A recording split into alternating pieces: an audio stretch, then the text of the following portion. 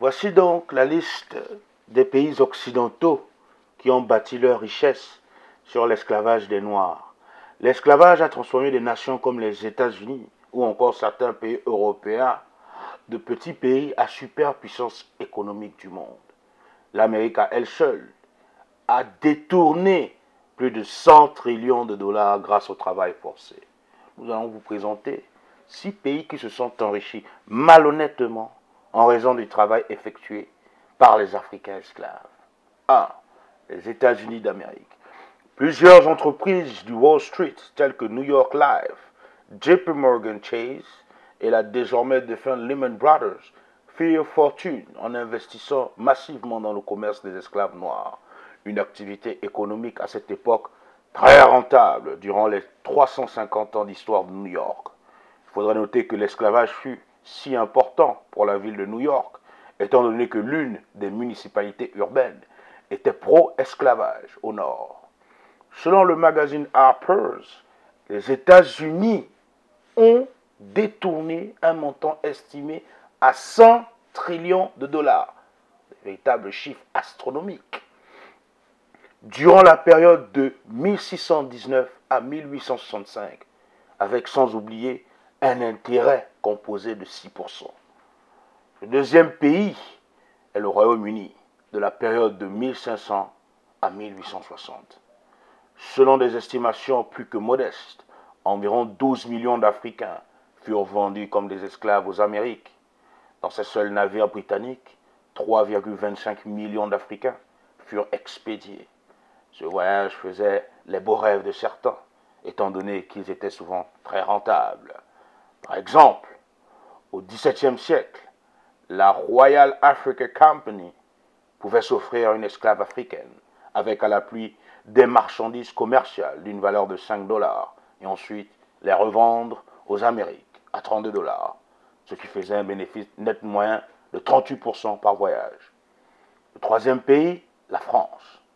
Ce pays très raciste a favorisé l'esclavage et transporté plus de 1,6 million d'Africains vers les Antilles. L'Afrique aujourd'hui doit retenir que la France a été l'acteur incontournable du commerce des esclaves noirs dans le monde, avec ses multiples ports négriers qui ont contribué grandement au progrès économique de la France au XVIIe siècle. Plusieurs de ces villes de la côte ouest, comme par exemple Lorient, Nantes, La Rochelle et Bordeaux, construisirent leurs richesses sur la base des principaux bénéfices du commerce triangulaire des Noirs. À la période de 1738 à 1745, de Nantes, le leader des ports négriers en France avait embarqué plus de 55 000 esclaves, dont 180 navires en direction du Nouveau Monde. Près de 800 navires, durant la période de 1713 à 1775, partirent de Nantes. Le revenu et les taxes de la production de sucre esclavagiste collectées avaient été une source très importante dans le budget national de la France à cette période. Chaque année, des centaines de bateaux, 600 environ, visitèrent les ports d'Haïti afin de transporter le café, sucre, indigo, coton, cacao et également des consommateurs européens. Le quatrième pays, ce sont les Pays-Bas. La Compagnie des Indes occidentales hollandaise fut créée en 1621 et agréée par des marchands hollandais. Elle avait le monopole sur le commerce des esclaves africains vers les Caraïbes, le Brésil, l'Amérique du Nord. La Compagnie des Indes occidentales hollandaise avait des bureaux à Rotterdam, Amsterdam, Middelburg, Ulm et de Groningen. Mais un quart des Africains transportés à travers l'océan Atlantique par la société furent transférés dans les navires négriers depuis Amsterdam. La quasi-totalité de l'argent fut financée par les plantations esclavagistes des Antilles et du Suriname. Cet argent venait de banquiers d'Amsterdam, tout comme de navires utilisés pour transporter les esclaves. Ils furent construits par ces mêmes banquiers. Le cinquième pays, le Portugal. Le Portugal fut le premier de tous les pays d'Europe à s'impliquer farouchement à la traite négrière transatlantique, Les colons portugais exportèrent 4,5 millions d'Africains comme esclaves vers les Amériques, ce qui en fait d'eux les plus grands trafiquants d'êtres humains en Europe.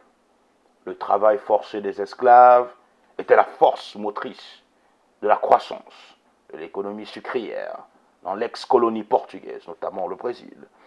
Et le sucre était le principal produit d'exportation durant la période de 1600 à 1650. Plusieurs gisements de diamants, d'or furent découverts au Brésil en 1690, ce qui suscita une augmentation massive de l'importation d'esclaves d'Afrique afin d'alimenter ce nouveau marché très rentable. Le sixième pays, l'Espagne. À partir de l'année 1492, l'Espagne était le premier pays de la vieille Europe à coloniser le Nouveau Monde. C'est dans cette nouvelle terre qu'ils établirent un véritable monopole économique, notamment dans les territoires de la Floride et d'autres parties de l'Amérique du Nord, de Trinidad, du Mexique, de certaines îles des Caraïbes et de Cuba.